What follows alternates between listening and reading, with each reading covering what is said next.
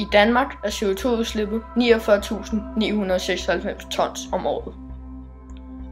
Udslippet per indbygger er 9,18 tons om året. En borger i Danmark bruger i gennemsnit 130 liter vand i døgnet.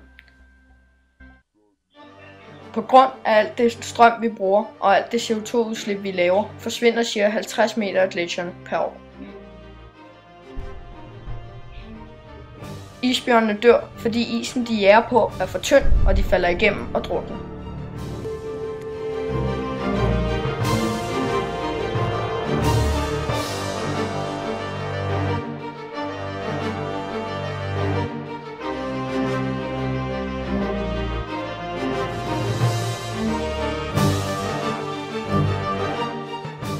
Store dele af isen forsvinder hele tiden.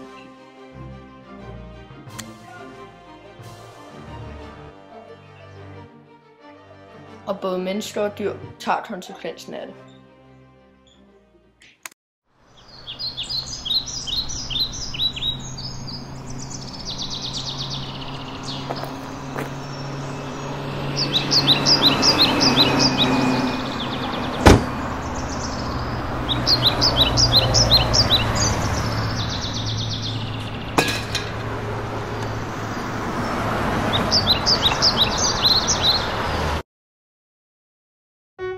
Prøv at bruge trapperne lidt oftere, i stedet for at tage elevatoren hver gang.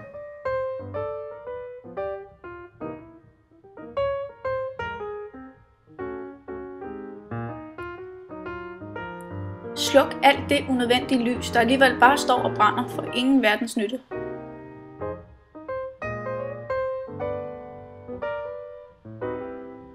Prøv så vidt det er muligt at skrue ned for varmen, når det er godt vejr udenfor, og inden du går i seng, og inden du tager hjemmefra. Vidste du, at du kan spare ca. 600 kroner årligt på at slukke for alle standby-funktioner i hjemmet?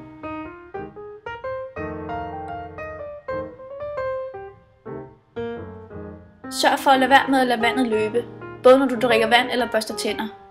Hvis du slukker for vandet, når du børster tænder, kan du spare ca. 5 liter hver gang.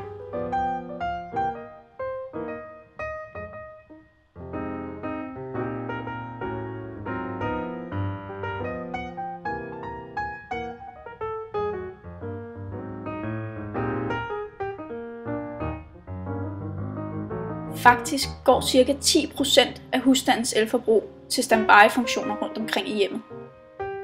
Så sluk for dem alle sammen.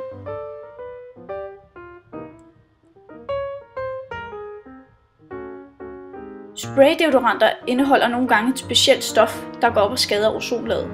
Prøv derfor så vidt det er muligt at bruge roll-on. Og lad være med at tage lange bade, som Tobias gjorde før. Og skru ned for varmen. I kan alle sammen klare det på ca. 6,5 minut.